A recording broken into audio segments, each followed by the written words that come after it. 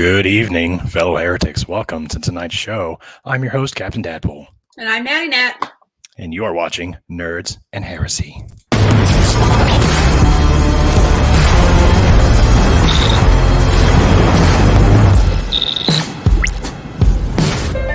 Hold on to your butts. The intro is my favorite part of the show. It's all downhill from here. I was going to say, we did it right. We did it right. So welcome, everybody. Godless Engineer tonight. Yeah, John. Hi. Take a minute and tell everybody who you are, as if they don't already know. Well, I'm the Godless Engineer. I normally post videos on YouTube and stuff of that nature. I cover topics like evolution, other places where science and religion intersect, and history. I do a lot of history, mostly. Thank you, honey. Mostly concerning like New Testament stuff, some Old Testament stuff, and discussing things of that nature. So if anybody watching that's not subscribed to me, come on over, subscribe. We've got content that goes pretty much nearly all 5 days a week, so you'll definitely find enough content over there. Nice. And you have an app that you created in collaboration with Dr. Richard Carrier, correct? Yes. Well, technically, I didn't create it. I took it over. The original creators of the app couldn't update it or couldn't maintain it anymore, and so they were looking to sort of give it to somebody. And so I started off as just sort of like a support person, and it turned into the app eventually coming into basically my possession. So now I maintain it, I update it, but I also own it. And so that's one part that I do. That's cool. Pretty sweet. Here it is right here if you want to see Christus. Yeah. Christus. It's got Christus. It's yeah, really normally it's not see-through. It's but that's just an effect of the green screen. Oh yeah. That is a good point. Yes, it does. It will not turn your phone transparent. No, and the iOS version is going to be getting an update here soon. The Android version's already been updated to a more modern look and feel. And I'm also working on doing a better Bayesian calculator that more because right now you've got to manually put in like your odds and everything like that. But I feel like for most people that's people aren't going to understand how odds work in the first place. And so I wanted to convert it to something that was a bit more friendly for people that don't exactly understand how odds work. And so I'm transferring it from a more like fraction based kind of system to like a likeliness sort of scale. Like, so you're going to make it a statistic without making it a statistic. Yeah, I'm going to be the underlying the underlying engine, I guess you could say, is going to be statistics based, obviously, but for the front end part of to the user, they're just going to specify how likely something is. And so I've got statistics behind it that correlate to common language that we use for statistics, like how like extremely likely or unlikely or equal. Those kind of things. You're going to talk about t values and whether or not they're significant or not, but without using that particular terminology to explain it. So people are like, exactly. Is it significant? Yes, and this is why. Or no, this means nothing. Yeah, basically. Your point is invalid, sir. Continue on. Oh gosh. All right, so we got something coming up here on the 30th, John. You want to talk about that? Oh yes, definitely. So I've been able to secure Richard Carrier for the 30th of October at 6 p.m. and he's going to be debating Father James Gadd. Father Gadd has a Master's of Divinity I can't remember which school it's from, but he's got a master's of divinity. And him and Carrier are going to be debating on the best way to I honestly can't remember the question because it's a little not convoluted, but it's a little tricky the way that it's worded. I just got into my email and I see Praise I Am That I Am has a debate challenge. Oh man. Oh really? Oh, that was sudden. So let's see. Nope, wrong conversation. I want to get the exact wording that we have for it. I just got an email from HBO Max. Oh yeah. Is it a bill? There's a season 3 of something coming out. I have no idea. Yeah. Less exciting than a debate challenge. Yeah. We were just contacted by HBO. Your bill is due. So I feel special. The debate question that we're going to be discussing is, what is the best historical approach to the Gospels? And so that's what they're going to be discussing. And that's going to be live streamed not only on my channel, but also another channel. I can't remember what the name of the channel is, but I was working in conjunction with Wes Sturdivant. And so we're going to be dual streaming it on 2 channels. Sweet. That'll be exciting. So who's the moderator for this again? Oh yeah, thanks for bringing that up, Captain Tadpole.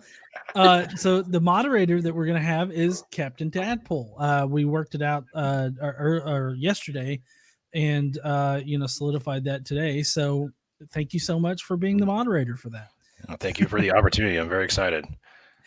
Yeah. So Tadpole, what do you think about like the historical approach to the Gospels? Like, what's your take on that question? So. First, when it comes to Gospels, each Gospel is the Gospels were not written to be compiled together and reconciled with one another. Each Gospel is written at a specific time to teach a specific theology to a specific Christology to a specific audience. So if you read Mark by itself, it has a very adoptionistic Christology. Like they believed that they don't have a birth narrative. They don't have the virgin birth. They don't have genealogies. They don't have anything about Jesus' childhood.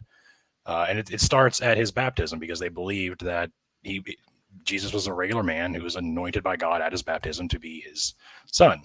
And then you get to Matthew. Well, now he's born of a virgin, and then it skips a whole bunch and then is anointed. When you get to Luke is born of a virgin, and then there's some stuff about his childhood, and what that means is they wanted to make him appear more divine than Matthew or Mark. So, and then of course you get to John, and suddenly Jesus starts making all these really exalted claims about himself. So what this tells me is these Christian groups deified Jesus more and more over time.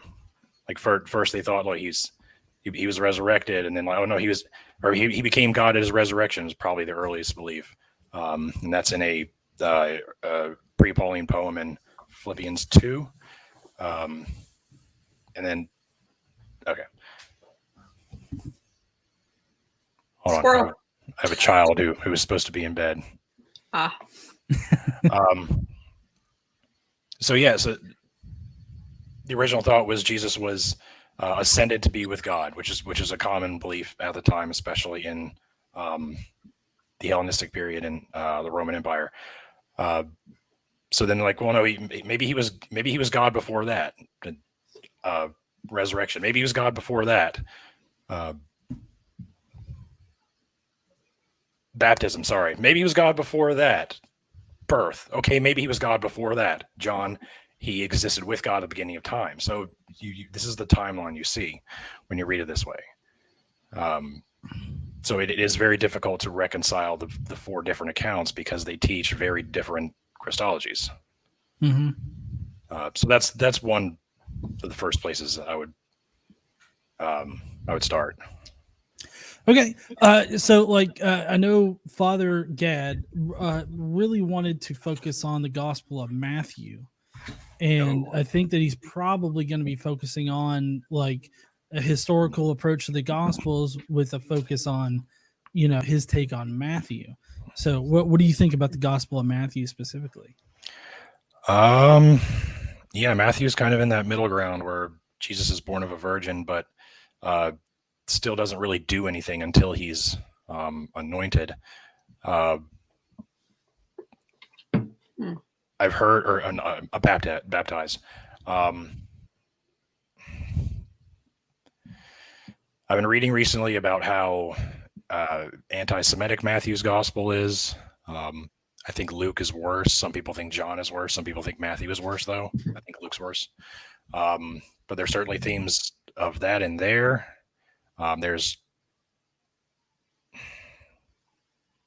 If you want to stick with one gospel and focus on it, then that's fine. But you can't really focus on one gospel. Like if you're going to be a Christian, you're going to defend the gospels. You can't really focus on one. You have to bring the others into account, at least in some sense. So turn that down. Aren't the Gospels just like pamphlets held out and that were meant to be anti-Semitism in its entirety? And then like people just collected a copy of all the pamphlets and decided to put them together. Wasn't really pamphlets that were passed out. They didn't have those kind of resources. Right. Well, you know what I mean? Like it was propaganda. Yeah, it was propaganda. Yeah. Absolutely. Yeah. Hang on a sec. I'm going to deal with this real quick. Have fun. Okay. No, I always see it as like, just in my head, my lovely cartoon image of the Gospels coming together is just like 40 years, Christ is dead. And suddenly these like pamphlets start coming around, very Jehovah Witnessy, very cartoon, like little flip books of all the things that you should or shouldn't do. And they're just very anti-Semitic, like the whole time, anti-Semitic. And I don't know. Words are hard sometimes. Words are difficult. But that's how I see it, as like a little cartoon pamphlets, just these guys running around with all these pamphlets, like let's put them all together, and they smash it together, and it's the New Testament. There's a few different reasons for that. A big one is they were claiming that Jesus was the Messiah, but Jesus didn't fulfill any of the messianic prophecies. So the Jews were like, "What the fuck are you talking about? This is not the Messiah. The Messiah is supposed to be the king." And rule and destroy our enemies, but he was crucified in a cursed way, as it says in Deuteronomy. Cursed is the one who was hung by a tree. Like he was literally died like the most shameful death possible. How is he the Messiah? Y'all are fucking stupid. So that's why, like, you even see in Paul's writings, like, the Jews reject us, so we're going to go over here and talk to the Gentiles. I think he says in Romans 9. But yeah, I think that's a big reason, is because the Jews are rejecting Jesus as a Messiah because he wasn't. Well, so some of the Jews rejected. There were Jews who accepted it. Yeah, the earliest Christians were probably Jewish, but by and large, yeah. So I guess my point was that the I guess more Orthodox Jews, or the ones that were kind of part of the ruling class of Jews, they definitely rejected the whole idea of this Jesus Messiah person. But there were very different views of the Messiah in the first century. And so while some of them expected like a military Messiah, there were other sects that had very different views. And they interpreted these messianic prophecies, like the different of the 353 some odd supposed prophecies that are in the Old Testament. They all interpreted them in different ways, and came to this conclusion of this Messiah figure named Jesus. I think one of the most blatant instances of this is Philo of Alexandria. He's got this notion of the Logos, and he even names this archangel that he calls the Logos Jesus. He connects it to this one verse in Zechariah that has Jesus being named, and so that's pre first century, right? Well, no, Philo of Alexandria is in the first century. Okay. He's a contemporary of something else. Paul. Okay. The Talmud talks about a pre-first century Jesus that was, crucified and died. But my point in bringing all this up is that there were some Jews that were expecting the Messiah to be humiliated and falsely accused and killed. And so that's why that particular version of the Messiah resonated with that group of Jews. Oh. Okay, I'll look into that. But yeah, one thing that's unique about Matthew is it has, I forget the technical term for it now, but the verse when they take Jesus into Jerusalem on the donkey, and it says these things were done to fulfill the scriptures. Like it's like it's almost like a Freudian slip that they wrote down. Like, hey, we're fulfilling prophecy by doing this here, you guys. Oh, they slipped that in there, did they? Yeah. Well, so I mean, one idea I guess is that Freudian slip, but I think that at least in my opinion, I think that the only way that they knew about any of these things was because of the Old Testament prophecies. And that's actually what Paul says in all of his letters, is that the only way that he knows any of these things about Jesus is because either he got a vision of Jesus or he read about them in the scriptures. Yeah. Which is funny.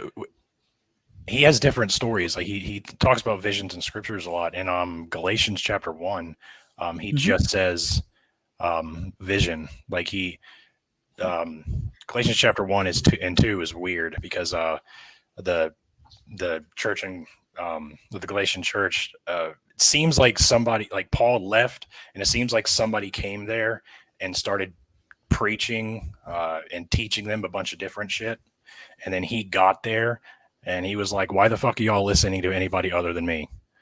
He's like, you listen to me. I didn't get what I got from man. Those people got what they got from man. I got it right from God. Revelation. Yeah. So you trust what I say. Yeah. Paul did not get along with a lot of people, it seems. I wouldn't have gotten along with Paul. Let's be honest. As a personal thing, like Paul and I would have, so we wouldn't have been friends. Yeah. Even Peter. Like me and Peter. He and Peter had a spat. Yeah. Well, I mean, you put 12 men in a room, right? Well, interestingly enough, a lot of times people will try to say that Paul got his information from a historical source, even though he says that he clearly delineates himself from any human source for the information. They try to suggest that Paul basically got his information from Peter, like when he went to Jerusalem. But the problem is that in Galatians, he strictly says that they didn't add anything to his gospel. They only confirmed what he was already teaching. So it's kind of odd whenever apologists or just people in general try to suggest that Paul got his information from a historical source. Yeah, and he mentions several pre-Pauline literature in 1 Corinthians 15, the pre-Pauline poem in Philippians chapter 2, and he quotes Jesus, like at the last, some of the things he said at the Last Supper, one of the things he said about marriage and divorce. I think there's one other I'm forgetting about, but he does directly quote Jesus. So he's got all these like sources that he's kind of tying in with his letters that people didn't start realizing were separate from his writings until later. So yeah, he clearly had something, not just revelation. Scripture. Yeah. He had scripture and he had visions. And I feel like regardless of whether or not he had historical sources that were informing him, the only thing that he ever said, the only thing he ever claimed that gave him information about Jesus was revelation from Jesus or reading it from the scriptures. So I don't know. I don't go as far as to say that, like, Paul was informed by people about these things, because that's not what Paul says. And I think I think just sort of assuming that Paul got his information from like a historical Jesus or something like that. I don't think that that's really found in the evidence. But I mean, I feel like this is getting to a point where Dadpool and I probably disagree. On what? I'm listening. I want to see what you disagree on. Like, go on. Well, I'm listening. Well, so I mean, I know that I'm a mythicist, and I think that you're still on the fence, or you think that there was a historical Jesus. I think there was a historical Jesus. Yeah. Yeah. I did play the fence for a while, and I studied both issues, and that's just kind of the side that I landed on. I don't take as hard a stance on it as like Bart Ehrman does, who speaks very authoritatively. Like, there absolutely was, mythicists are dumb for thinking this. Like, I don't think that's the reason. There are multiple attestations. Like, I get that, but I get the argument, the mythicist refutation of that. My thing is, when it comes to mythicism, is there are several messianic figures that are attested in the War of the Jews by Josephus. This was a common thing. Apocalyptic preachers were a common thing. So to me, it's an Occam's razor thing. It's more likely that there was a historical Jesus, and he was just gained popularity after his death, while to say that there's all these messianic figures that we have historical accounts for, but this one's made up. I mean, that is the least likely scenario for me in my head. But we don't have to stick on that topic if you want to. Well, I mean, I think, and I guess I come about my position with Occam's razor as well, because I feel like it takes way more like unfounded assumptions to suggest that there was a person, there was a messianic figure that started Christianity. I find that there's just way more unfounded assumptions in order to take that position than there is for the myth position, because I find that the myth position is actually grounded much more in the evidence that we have, rather than I guess ad hoc asserting some information that we don't find in evidence. Yeah.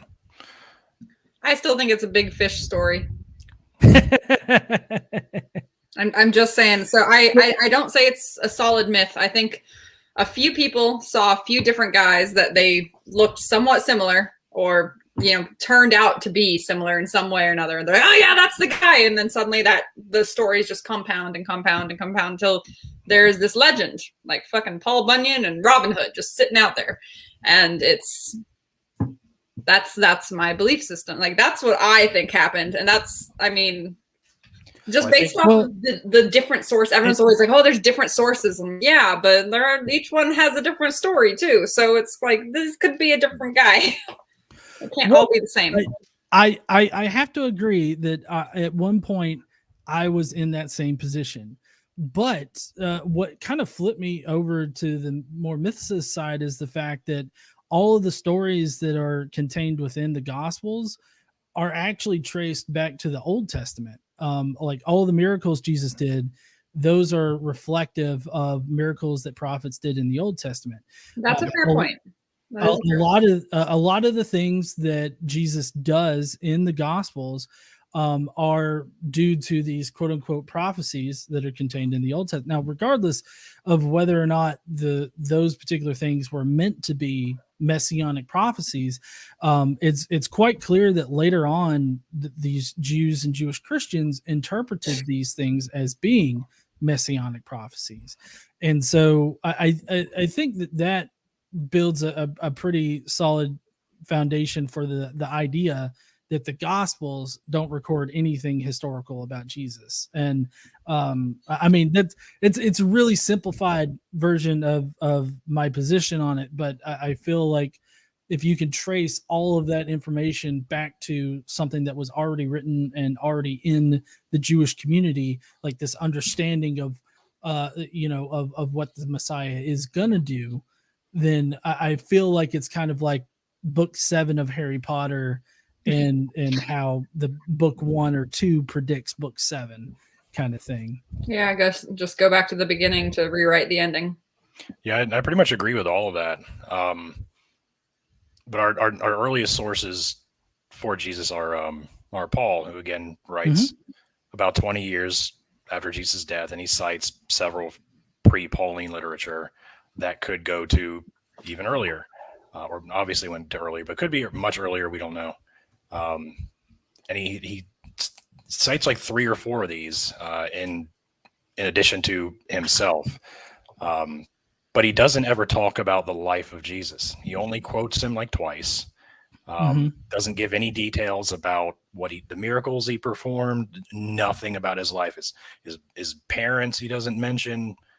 His baptism he doesn't mention. Like none of that shit is mentioned in the earliest sources for Jesus. So the Gospels are, they're just an amalgamation of Old Testament prophecies and Old Testament stories that were sort of reworked and reworded in order to make stories around what Jesus said, so that they would have stories that they could go into proselytize, so they could go and say, hey, Jesus he healed these people and he cast out demons, and so that they would have these stories that they could memorize and recite in order to spread the message.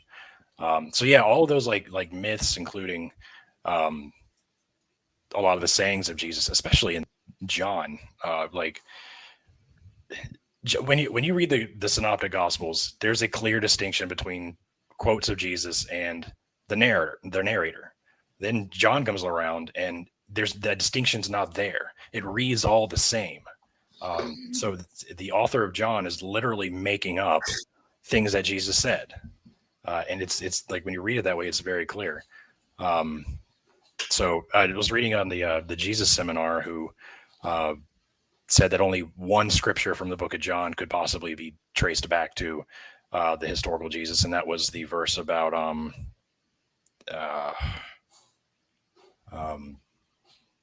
fuck, I forget now. Brain farts but it was bad tonight. Holy cow! But it was literally one verse. So yeah, John's gospel is a nightmare. And interesting little tidbit. A lot of apologists out there will say that the Gospel of John was written by the Apostle John, but currently scholars lean towards Lazarus being the disciple or the quote unquote disciple that wrote the Gospel according to John, because at the very end of the Gospel of John, it says that the disciple or the disciple that Jesus loved is the source of this material.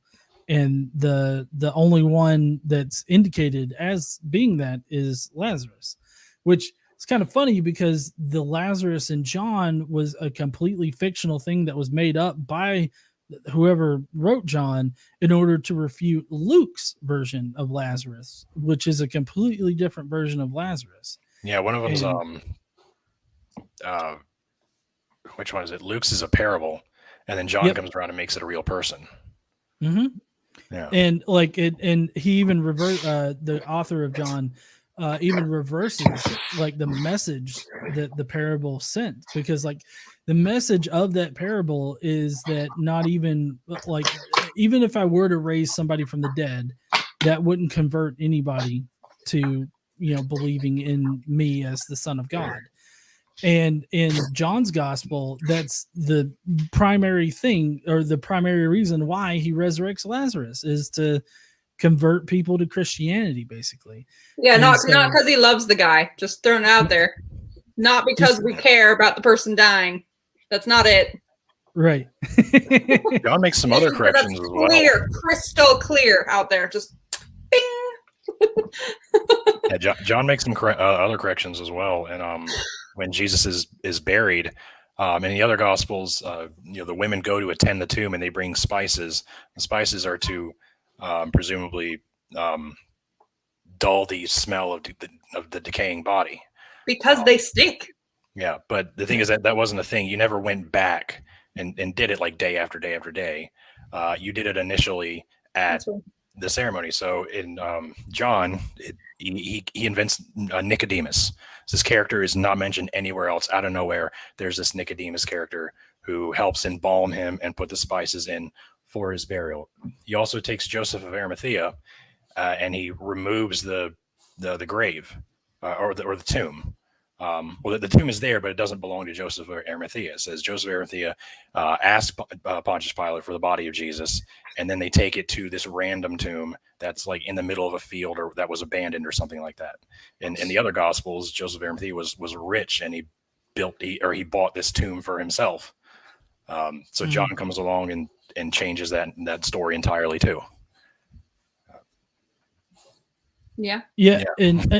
And I don't know where you stand on the Joseph of Arimathea thing, but I think that he was completely fictional as well. Oh yeah, he was from Genesis 50. Oh really? Yeah, Joseph in Genesis 50, Joseph begs the king for the body of his father so that he can bury it in a tomb that he dug for himself. It's and his name is Joseph. It's the exact same story. They didn't even change the name. Have you read have you read Two Shipwreck Gospels by MacDonald? No, I've heard of that though. Is that the one? Yeah, go ahead. Tell me. No. Well, so in that book, MacDonald he makes a connection between like the Joseph of Arimathea story, as well as plenty of other elements in the Gospels to Odysseus.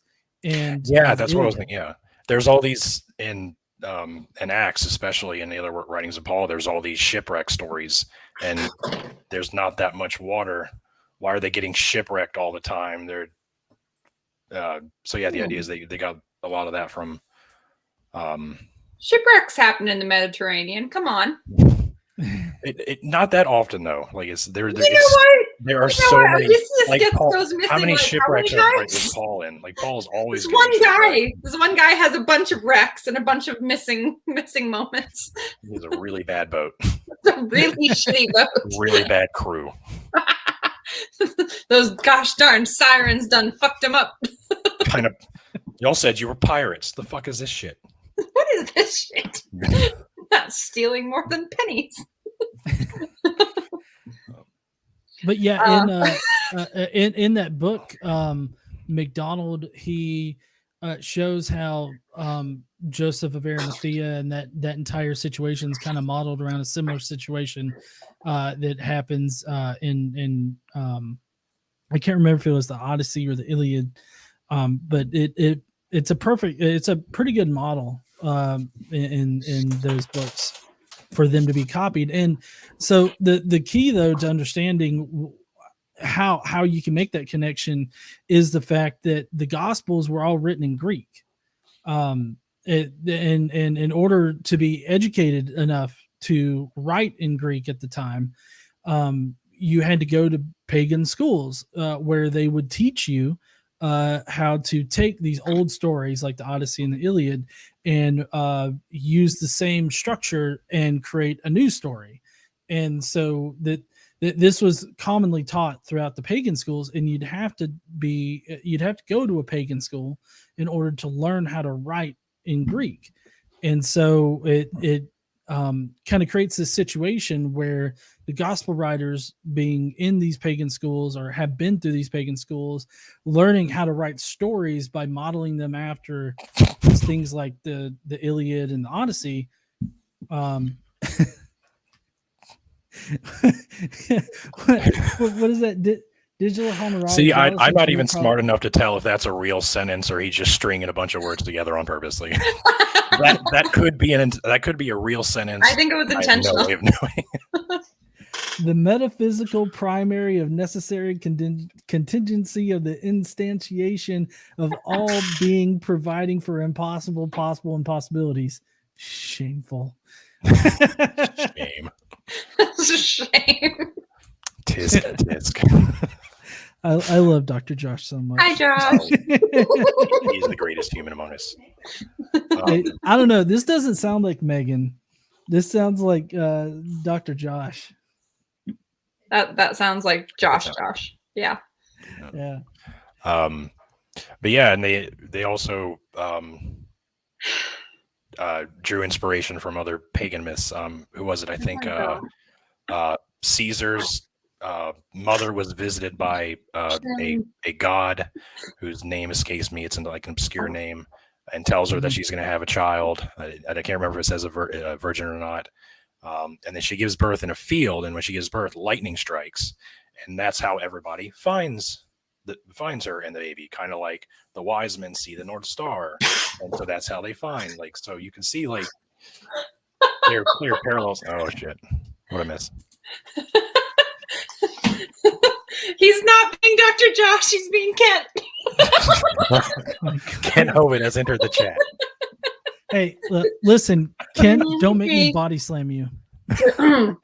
I understand that you guys are probably going to go to hell for this discussion, but anyway, we need to make it very clear that you'd have to be out of jail long enough to. I'm just trying to help, okay? To be body slammed by anybody. Trying to make you. I taught school for 20-something years. Science, in fact. You always got to end it with a okay. Okay. Like I'm just here to help, okay? I've watched a lot of Kent Hovind this weekend, and I can honestly say I've never watched a full video with him. Like I've seen clips and been like, nope, like, go on past. I mean I still can't get over the fact that he on his own brought up whale penis to me during a debate. Really? Yeah. Mm-hmm. Kent did, didn't he? Yeah. Yeah, and that's why Dr. Josh makes fun of it all the time. I'm gonna need to hear that story. No, he was like middle of the thing. It's like, well, you're over here thinking about whale penises. I heard Dr. Josh say that in his impressions, but I didn't know where that came from. Okay, so I debated Kent Hovind, and during the debate we started talking about evolution, which wasn't the topic of the debate. The topic of the debate was there a global flood?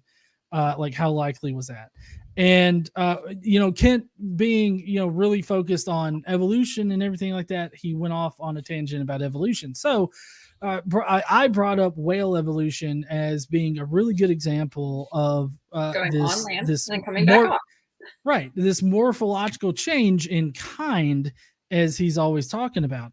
Well, we were talking about vestigial limbs, and I mentioned how whales have the vestigial legs on their hind end, and I don't know if people or visit Reddit or anything, or just on the internet, I guess, but they've actually stripped away like flippers on the whale to show the really long fingers. They have really, really long fingers. Yeah. Almost like a bat. Yeah.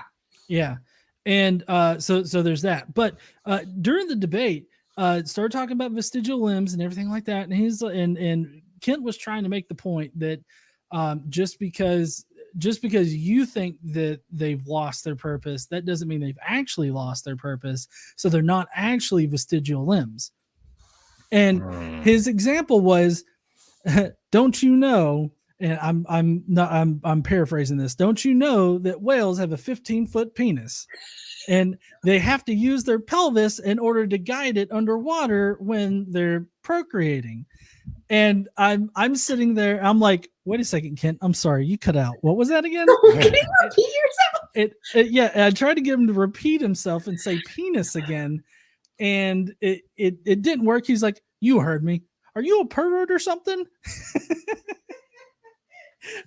and he thinks I'm a pervert. He also shamed me for drinking a beer, which I thought was a little weird. But I've been shamed multiple times on this show for drinking a beer, which is why I try to drink beers as often as I can on the show. He might have been right. He might have been right. Depends what kind of beer you're drinking. It's fair. No, but I don't cover my head. I don't cover my head when I drink alcohol, so I'm heathen, But so recently, Kent Hovind is apparently he's supposed to be going to jail, and he body slammed his wife, and he got found guilty for that. I wish I could get body slammed. No, ex-wife. I'm kidding. But there was this weird situation where there was an interaction between his now ex-wife Cindy and this guy named Steve, and Cindy claims that Steve went into the house, got a gun, came back out, and threatened her because she was the landlord of the property that he was renting, and she was needing to kick him out, and so he wasn't happy about it, and so they got into this interaction. I don't know if he had a gun or not. It's not the point of the story. The point is that last week Kent thought that it would be a better explanation for the situation to say that, well, Steve was rudely awakened, and so he just had a boner. And apparently, I don't know why this is better, other than the fact that, threatening somebody with a gun is like a crime. But apparently it's better in Kent's mind that Steve was talking to at the time it was Kent's wife, but Steve was talking to her while holding his erect penis. And somehow he thinks this is like a better explanation. And I can't get over why Kent is so focused on penis all the time. I don't understand. Is that your wife laughing in the background? Yeah. Hi. She said hi back. I love her laugh. It's so contagious. But yeah, I can't for the life of me understand like why he's so focused on other penises, but it seems like he is. Okay, so one of two things. One, jealousy, because his must be not very, satisfying. Two, the second one, and this is psychology. The second one would be if he is Freud, like thinking of it because of Freud, he is interested in it. He wants it. So these are the two reasons. One, he is unsatisfactory. Two, he is obviously not chasing after the people he wants to chase after. So my wife says that she's definitely going for the unsatisfactory part. I love her laugh so much. Compensating. Oh, so much compensation. I know this has been a pretty tangential thing to discuss, but now you know the origins of the 15-foot whale peen. Wow. Thanks, dragons. That's I guess you summed up this whole this particular episode in one sentence. It kind of reminds me of the same thing. There's got to be a fallacy for this. Pun unintended. When Ray Comfort said like our tailbone is there to keep our organs from falling out of our ass. Like that's his explanation for why we have a tailbone. Like not it was a tail originally, and it just receded over time as we learned how to walk more upright. It's there to keep our organs from falling out of our ass. Did you see that TikTok recently of the guy I guess it's from an interview where he's just like, do you without a doubt think this is a fetus? And he's holding up a thing and he's like, undoubtedly, like that is a human baby, that is a human fetus. And he's holding it and he's like, interesting, this is a dolphin fetus. And then he puts it down and he grabs another one. He's like, this is a human fetus. And it looks identical. Go sit. He's like, without a doubt. No, go sit on the couch. Oh, it's so wonderful. Oh, I loved it so much. I saw it and I was just like, ah! Okay, maybe just say that whole thing all over again. I wasn't. Don't. You were listening. My son came over. What are you, pervert? So I actually, I've actually been able to receive a fruit basket from Ray Comfort. Oh, really? Yeah, he put out. You sure it wasn't Southern Comfort? No, definitely not. Okay, just make sure. If Ray Comfort gave you Southern Comfort, that would. Well, so I did an interview with Ray Comfort that he later on cut up and portrayed me as the big bad atheist kind of person. Really? And Yeah, he put out a call like, hey, if there's any atheists out there that want to, potentially, be on the channel and have a chat with me and everything, then email me. And so I emailed him and everything. We set it up and we had the discussion. And it was a nice conversation that we had. I wasn't big bad atheist, but when he put it up, you can still find the video on Ray's channel. Because it's called Amazing Atheist or whatnot, not like TJ Kirk Amazing Atheist, just it's got two different atheists, and he portrays one the other guy as being this really nice and cordial and everything like that, and then there's the big bad godless engineer. I'm gonna have to look this up. I also need to see this. Especially because I just don't see you as anything more dangerous than a teddy bear. So it's very difficult. Oh, you just don't seem to be that type. So apparently, after my discussion with Ray Comfort, he went and I guess his staff or maybe him, he looked at some of the videos that I've made about Ray Comfort. And needless to say, apparently it almost made him vomit the things that I said. Oh my. So, yeah. Oh, wait, in a good way or no? I'm just kidding. Was it a happy vomit? Was he going to throw up out of sheer embarrassment for his own arguments? Was that why? No. So, on my channel, I have kind of a habit of talking about, catering to Jesus or catering to God is a lot like giving Jesus fellatio. Oh. And so that's why I got. Oh no! Well, I mean, you're getting on your knees. You're getting on your knees for the big guy. It's a little bit worse than that in the video, because not only do I talk about it being like giving Jesus a blowjob. Did you make a cartoon about it? No, I pantomimed filleting Jesus. No, it's not the time with the red sucker. It was a very impromptu video where Ray Comfort had those fake bills that you find sometimes that have like like the short ones, but they're folded, and then you open them. It's like, you should find Christ. I have taken those to a church and put them in the offering tray and left. So he put out a video where he was talking about how it's $1 million question, and so I made a response video to it. And at some point in there, I can't remember the context, but I talk about, giving Jesus a blowjob, but then I also pantomime it with head bobs and everything. And apparently that is sickening to Ray Comfort. And that's why I'm the big bad atheist, I guess. So you only do sucker videos on your OnlyFans? No. No, that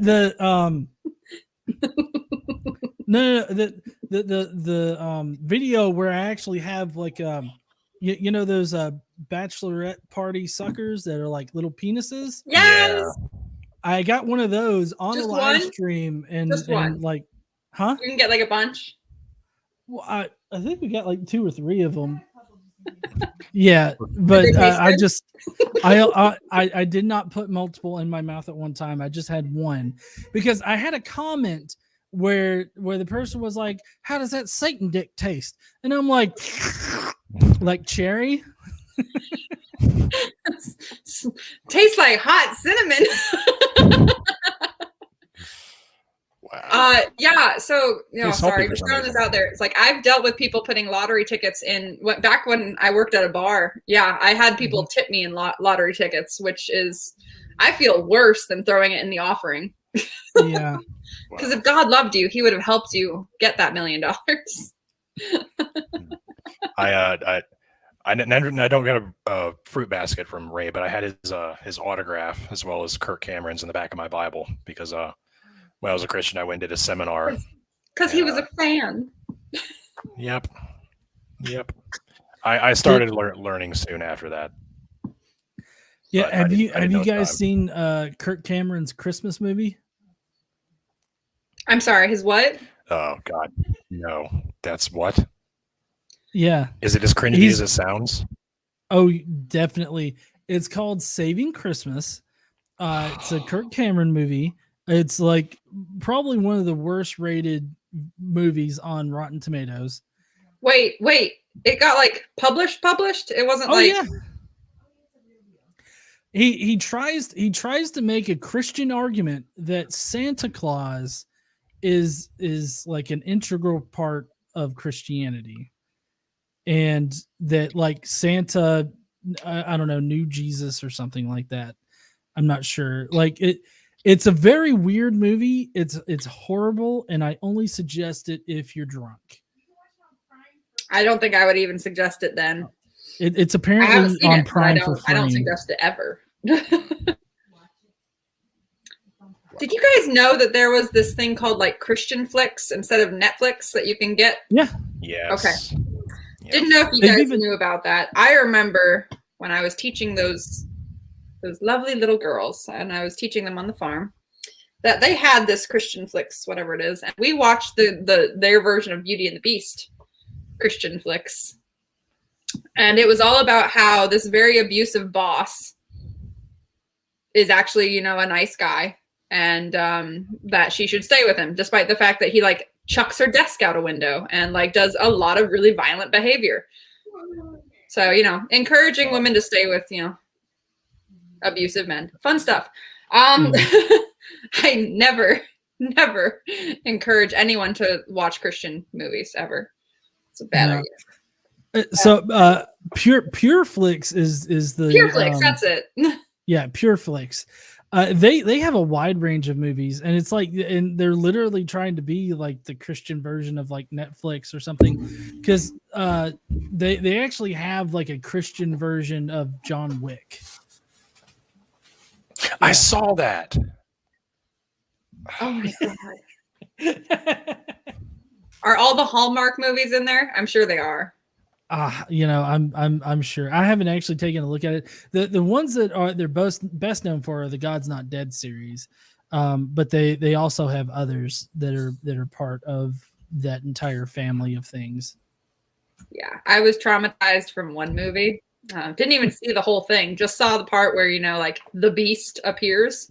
And I was like, you quit your job, you moved to a different city. Fuck that shit. Restraining order. And the girls were like, no, he's so handsome. And I was like, no, that's not the point. Propaganda is so thick. They're not even trying to hide it anymore. Like with the God's Not Dead 3 or 4, whatever it is.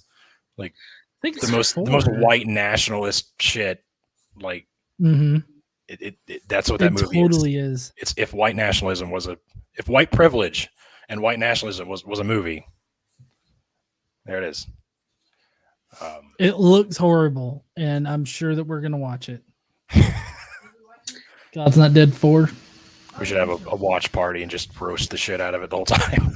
You see, most of the time when I mention an atheist watch party for this. Yes. See, most of the time when I mention, hey, we're gonna watch this movie, my wife is like, can I just say that I've already seen it? But this time she's like, oh yeah, we're definitely watching it. Yes. I just made the connection the other day that Kevin Sorbo was in Meet the Spartans. Did you see that one? Meet the Spartans was like the parody of 300. Yeah, I think I've seen. Yeah, I think I've seen it. He was one of them, and like he's all like oiled up, and he's wearing like a man thong and the red cape. It was just like, he's making all these like gay jokes and stuff. I'm like, what are you, Kevin Sorbo? What are you? I mean, let the man be, okay? Yeah, he's a hot mess, as my wife likes. His son has a TikTok. Oily mess. Yeah, him and his son are on TikTok. And wait, his son's with him? Oh wait, no, on TikTok. Oh, okay. On TikTok, yeah. Well, no, not in. So, honestly, I think that the only part that Kevin Sorbo should play in any kind of movie from now on is just where he screams out the little emotion tags, like in scripts where it's like angry. He just needs to shout out angry. That would be great. I mean, that might be somewhat of an improvement over his acting. capabilities. Ooh. Yeah, he did it that one time in his Hercules TV show. It's just he's never gonna live that down. Oh, did he? Yeah, it's a meme. Like you could look it up like on the shit, yeah. things. It's been a minute, but that's right. Yeah, he screams out disappointed, and it's like that's not what he's not supposed to scream it. It's just he's supposed to be disappointed at that point, but of course he's a dumbass, so he's like disappointed.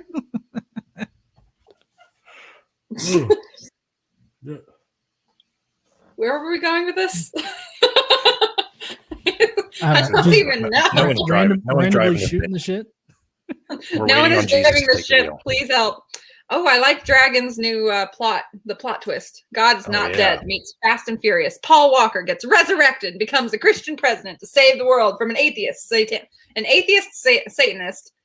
That's a CDC doctor. And that'll be the God's and not COVID dead. Takes over the world. God's not dead. Tokyo Drift.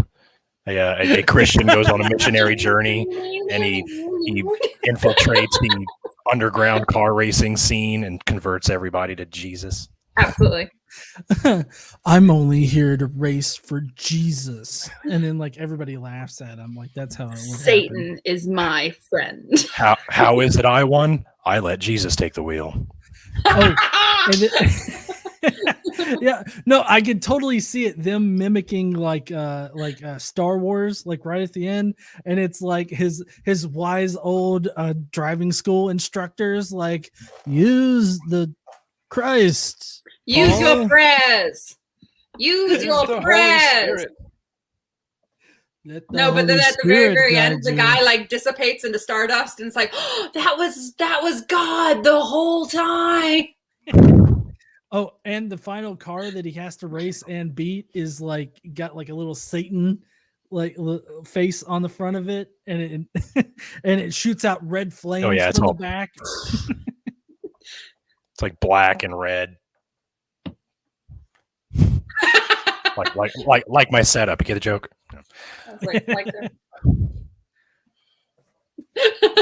Can we just have can we start like a crowdfunding for a like atheist movie production company who makes like intentionally bad parodies of movies? You mean like the Spanish Jesus one where they like attack him?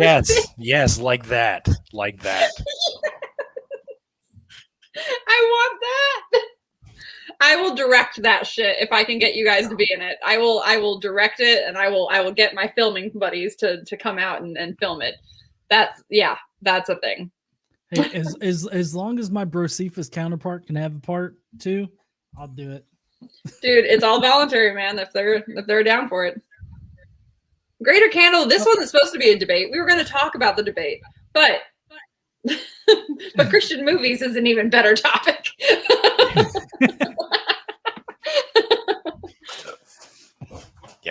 Yeah, I mean, we started talking about the debate, and then I don't know what else there is to say about it. I feel like Dadpool and I are pretty much on the same on the same side here, with the exception that we just disagree. And here's the thing: I don't see a lot of people being able to just cordially disagree on a point. Like Deadpool and I are still pretty good pals, I'm assuming, but like I don't hate Deadpool. He doesn't hate me. a lot of people come away from that particular conversation like seething against each other, and so it's just like it's nice to have people that you can just disagree with about some kind of minor discussion. It's kind of like Bart Ehrman's really good friends with Robert Price. It's okay. Yeah. I mean, it's okay to disagree. Now, if someone's going to call me out on disagreeing with them as like I'm a bad person and everything, hell yeah, I'm going to fucking eat ice cream when a vegan's telling me I'm a bitch. I will do that shit. I am not afraid to. Yeah. But that's the type of petty shit I do. We've got a super chat. We got a super chat. Don't get those very often. Probably because my show's really bad. Oh. No. Trust me. Like even even for my Friday night streams, sometimes it's a bit of a struggle to, get super chats. But Kitty! I mean, sorry. My lap Thanks, is not secular rarity. Yeah, thank you. You will definitely be the first one we call when we get this together. We get this team going to. No, I'll do whatever I need to. Like I said, and Brocephus is like a little character that I do for my channel. It's like a fundamentalist Christian. I've even got. Normally, I have my glasses around here. I've got these little Christ glasses that I wear. I don't know if I like the Christ glasses idea. This is less happy about that. Oh. Just gonna go put him back up there. I should get one of those and put it like right here. Well, see, I was gonna do that. Like whenever I move, I'm gonna have like a little platform where I set him down and he can just tell how I'm feeling. It's like halfway through a discussion, if something goes bad, I'll just back up. There we go, complete with the fuck it hat. Yeah, fuck it. Yeah. Ooh, another one. Fuck it, but only for Jesus. I only fuck it for Jesus. Only fuck it for Jesus. Thank you, dragons. And my favorite, aliens. Oh wow, those are great. Keep doing the Lord's work. They couldn't have built it. They were primitive. It must have been aliens. Okay, I'm done. I had somebody one time accuse or say that I am unknowingly helping usher in the Antichrist because I make that.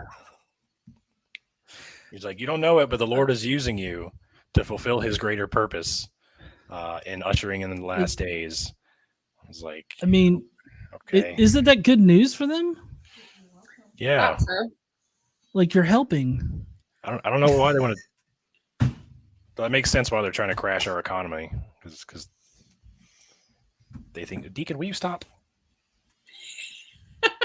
Hi, Deacon. Back up. Stop. He's like, but I want to be on the show, Dad. It's an adult show. I don't want YouTube to demonetize. Well, it's not that kind of an adult show, but it's an adult show. Well, yeah, not that kind of adult show. Anywho. All right. Where do we even go from here? Nat isn't. Say what? No, that I'm reading through the comments. Oh. Ray said Nat is Atlantis real. No, it's not fucking. Atlantis is a myth. Atlantis is a myth. Helping usher and the Antichrist. Oh, are we going to have a dad pool after dark? Not tonight. I'm very tired. Oh no! See, no. Actually, like that's not the party. The show. You said it was an adult show. He wants a dad pool after dark. Oh, okay. I thought I meant after party. Yeah. No. The joke kind of went. My bad. I'm not as sharp as people think I am. He's not the sharpest tool in the shed, and he's not the sharpest crayon in the box either. In fact,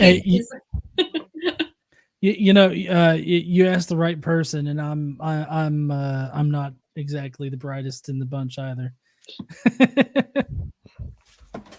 Oh shit! My wife disagrees, but I think she's biased. She married you. I feel like your wife and I would get along great. She sounds like good people. She sounds like good people. Now it's just we're gonna get Rachel and me and your wife, and we're gonna have a girl chat sometime. Oh man. We get started. Yeah, I know. I agree. I absolutely agree. We need to get this started, but maybe not tonight because it's dark out and none of us live near each other. What would we call it? What subject matter would we start out with first? Instead of Pure Flicks. Satanics? Call it. Satanics? Satanics. Hairflicks. Hairflicks. Hairflicks? Like heretics. Heretics, hairflicks. Here. That's not bad. That was just all. It's not bad. That was just off the dome. What film do we start with though? What's the first one? Should we do one where we take over Christmas and ruin the day? No, so the first one that really made it with Pure Flix was The God's Not Dead. Okay. So maybe we should do something that riffs on God's Not Dead. Like, oh wait, no, God really is dead. Sorry. JK, God's dead. It's a very short movie.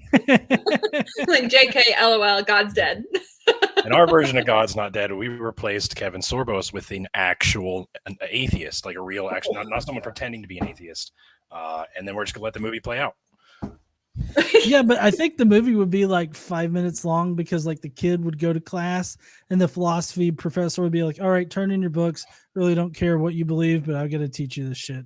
And then that's it. And there's no conflict because an actual quote unquote atheist philosophy professor is not going to be like, y'all need to write God's Not Dead 6 times on the piece of paper and then chant and burn it in the middle of the room after we sacrifice all these little cats. Like, that's not going to be like what happens. And then telling the one student that you have to do all of this extra work every week and then present a lecture every day just because you're Christian, like he would get fucking fired.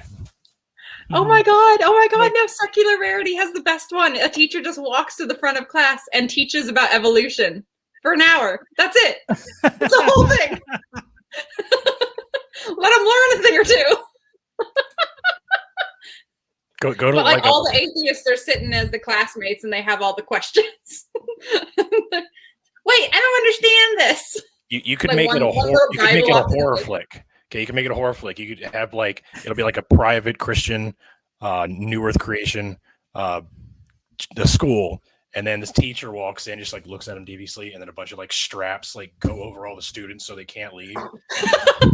I mean, it's like the Bible is not true. Here's why. And then they're all and as the teaching commences, slowly each child is replaced by an atheist. Until there's one kid left, strapped in for dear life, just like looking around, like, "Where's Jimmy?" It'll be like if anyone is still a Christian at the end of this lecture, you get to die a martyr.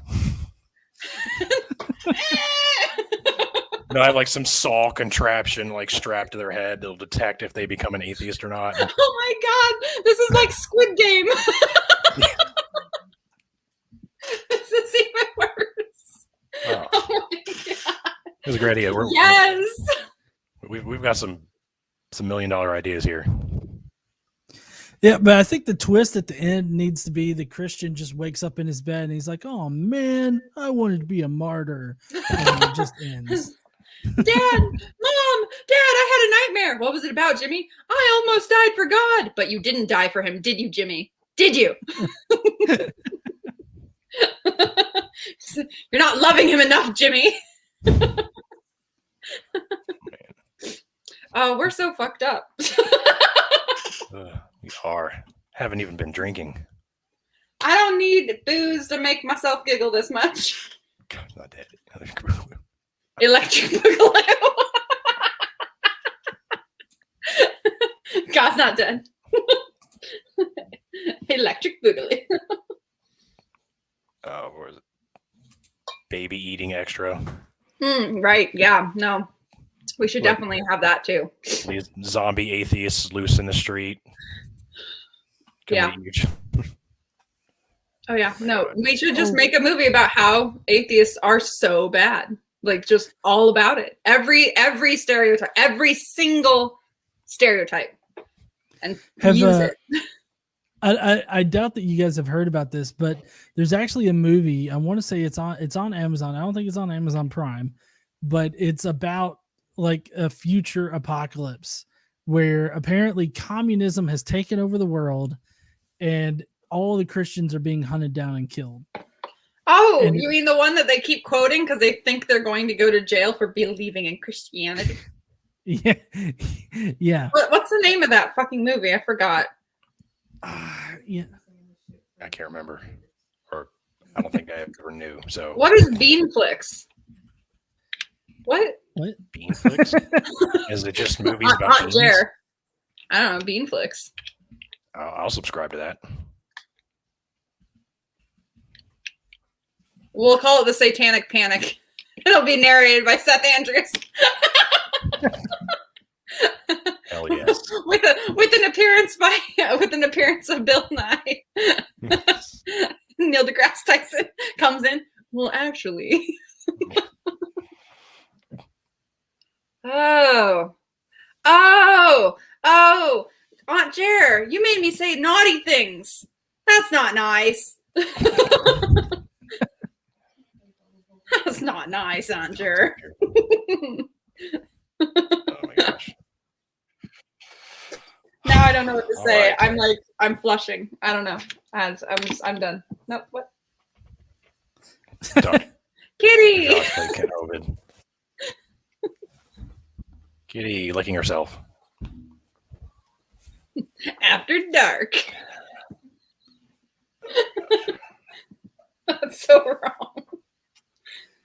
But yeah, Dr. Josh should play Kent Hovind in every single one, in every scene. Just randomly shows up. Oh, you guys talking about whale penis? Let's leave.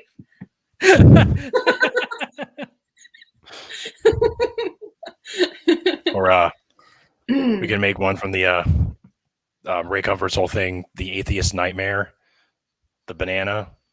So just like this. Oh, it's a banana. It's made for your hand.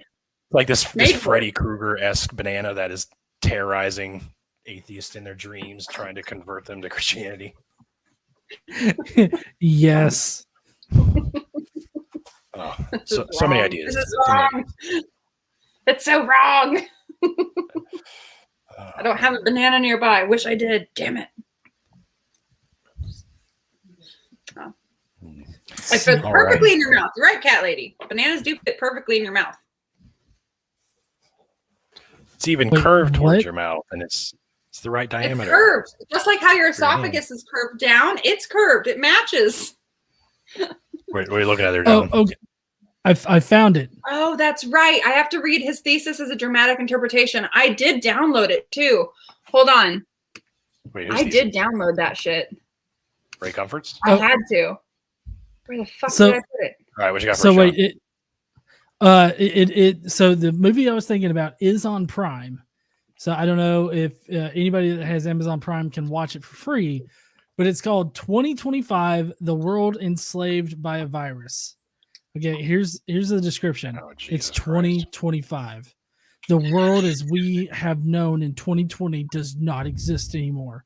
The virus changed the world, and communism is all over the place. A global world language developed. Meetings are illegal. Traveling is illegal. And Christianity is illegal. A group of Christians is trying to fight back. Wow. I'm morbidly curious. I believe, yeah. My wife Casey said that most meetings can be just emails. So yeah, meetings should be illegal. The description sounds like it was written by a 6th grader. No, it has to be like a 2nd grader because Sonic the Hedgehog was written by a 6th grader and it went a lot better than that. Oh yeah, that was brilliant. Communism is all over the place. Yeah, it's not the best writing. No. Velocipaster, the movie? That's a thing. I haven't gotten to watch it yet. Oh my god, that's a thing? But yeah, it's like this pastor that goes back in time and fights. I have not seen Velocipaster. Who did you watch it with?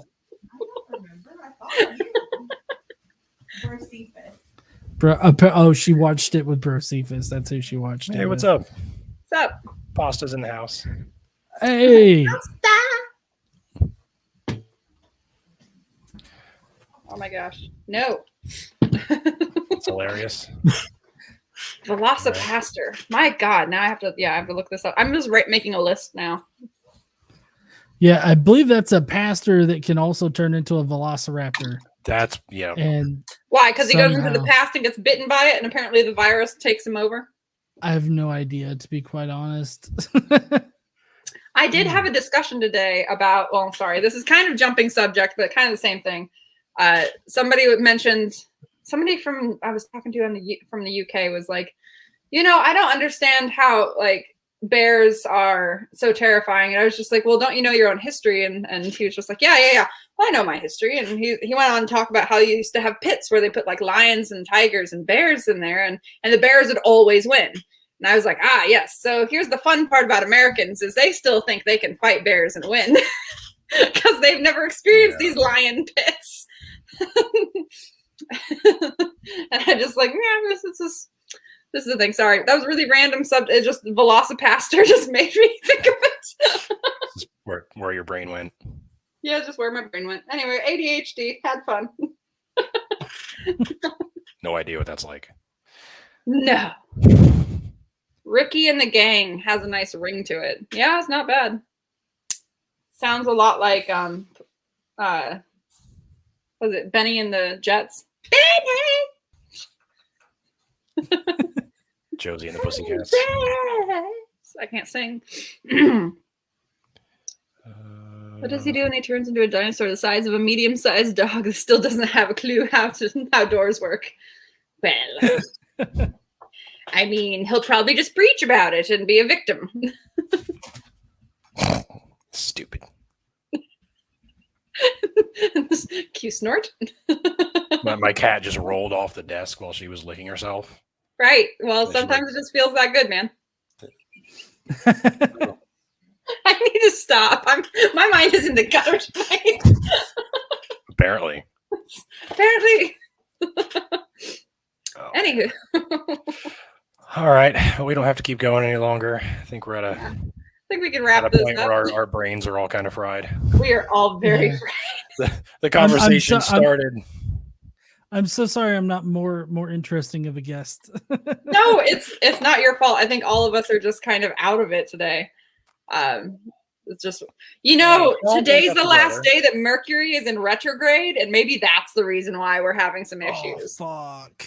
I didn't realize that. Yeah. What is the new phrase?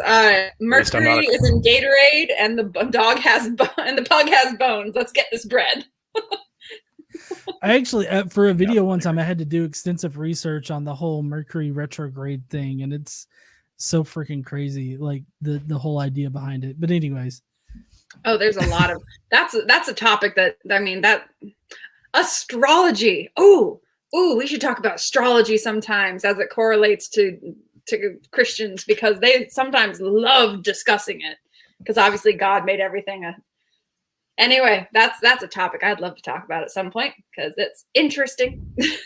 And then there's that other like group of like atheists who say that the Bible is an astrology book, and that the 12 tribes represent the 12 constellations, and all this, and like, y'all are fucking idiots. Stop. Just stop. You're embarrassing yourself. John, drink more. We haven't drank enough. Yeah, no, we'll have to have you on again with an actual topic that we want to discuss more than just like sponsoring this next debate. Yeah, I'd love to chat with you more. I am sorry that I am just like whooped. But no, that's okay. I'd love to come back on. Yeah, I know. I think that y'all had something else kind of planned for tonight, so I'm just here having a good time. Oh no, but it's worth having you on, because I mean I haven't heard from you in forever, so it's like, I mean, hey, how you doing? I did have Abdullah Shamir, X Moose, as well as Infidel Noodle and Apostate Aladdin were supposed to come on tonight. Aisha and Aladdin are doing a call-in show tonight, so they had to reschedule, and then Abdullah's doing his show that like he's been doing, but they're just getting on a regular schedule, so he won't be able to come on at all. I was like, all three of my Muslim apostates abandoned me at the same time for different reasons. Well, for the same reasons, but different reasons. But Aisha and Aladdin should be on next week, so we'll be able to talk about Islam and apostasy. It should be fun, right? No, yeah, but last minute. So before anything, John, what do you nerd out about? I'm just curious. Me, what do I nerd out about? I see like some action figures, it looks like, in the background, and some. Yeah, so it's mostly like Star Wars, DC superheroes, and video game stuff. So you're a DC fan, huh? Well, I mean, I like Marvel and DC. It just kind of depends on which particular like character. Yeah. How do you feel about Red Hood? Red Hood's interesting. I mean, not my favorite, huh? He's my favorite. That's why she's asking. That's why I'm asking. Okay. No, say what you're gonna say. Well, I find the story arc interesting, but as far as like Jason Todd as Robin, hasn't exactly been my most favorite. I guess I'm really kind of old school because I like Dick Grayson's. Dick Grayson Robin. Is the original, man. You got to stick with it. But like Nightwing, the new spoilers for anyone who has seen Titans. The third season of Titans is out, and I definitely finished that earlier. Okay. And yeah, Jason Todd does the costume is on point. It's the way it's supposed to be. The guy that plays Jason is unfortunately so young looking. He just does not seem to fit the role of Red Hood. So it's a bit sad, but it's back and forth. I agree with that, and I haven't made it all the way through the Titans season yet. Mm-hmm. I'm just very confused as to the motivation. Like in that he loses it halfway, like by episode 5, like the Lazarus Pit episode. Mm-hmm. He loses it. Like there's no drive anymore. Like he's like, I want a family. I want to kill Jason. It's and then it goes away as soon as Crane is like, now I'm in charge, and then suddenly, just it's so sad. So ruins everything.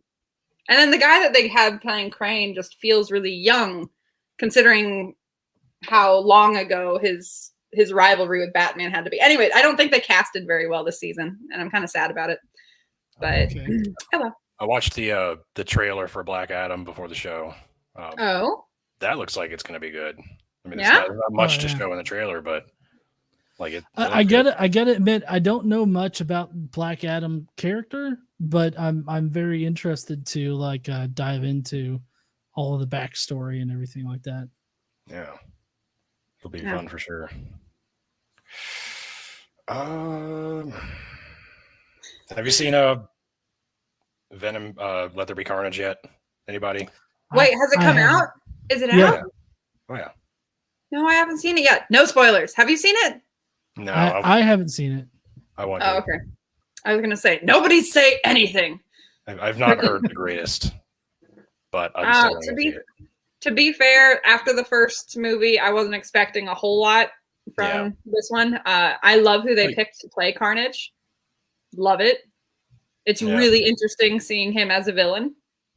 I don't know how to feel about it because he just doesn't seem like a bad guy. So it's difficult for me to watch him be a bad guy. He seems like a hippie because he is. And I love him for it. But the host of Carnage, I forget the character's name. But he's like a psychotic serial killer, so that's why the Carnage symbiote can bond with him so well. Yeah, it's a personality thing. Yeah, some of that. But we need to definitely get you back on the show. We're obviously all burnt out a little bit, but I would love to talk more about DC and comic books and shit. I will go on for ages about that if I'm allowed to, which is why I'm trying not to right now. Leave her alone. She's sleeping. Did she roll off the thing again? No, she's sitting in Rachel's chair, and Deacon's trying to sit with her, so he's like sitting around the edge. Right, because we can't move the cat. Once cat picks a spot, you can't pick her up and move her. That's Yeah. not allowed. I told him not to. He absolutely would have just like thrown her if I let him. Yeah, my youngest is a bit of a wild card. All right. Well, thanks everybody for coming. This was fun. I really did enjoy it. Especially the first part of the conversation was things that are really interesting. So yeah, enjoy it. Thanks for coming on, John, and helping us out the last minute with filling a guest spot. No problem. Yeah, it was great. I enjoyed being here. Cool.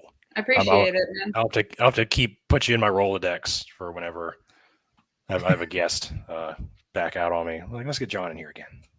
He's good people. He's good people. I try to be. I would. Yeah. I still think we should make movies. If you're not trying very hard, because if you want to be a good person, you'd be a Christian. How can you be a good person if where you don't even know where your morality is from? I mean, I guess, yeah, dude, get your shit together. All right, come on. John, you want to tell everybody where they can find you one more time? Sure. I'm the Godless Engineer. You can find me here on YouTube at Godless Engineer. And we have videos that go live just about every single day of the week. So just come on over and hang out in the mornings and have fun. All right. Cool. Well, thanks again, everybody, for showing up and watching and enjoying and interacting. And thanks for the super chats. Those are awesome. Yeah. Thanks, guys. Yeah, stay tuned. Again, next week we have Aisha and or Infidel Noodle and Apostate Aladdin on. So that's gonna be fun. Awesome. All right. Good night, everybody. Go get some sleep. Bye.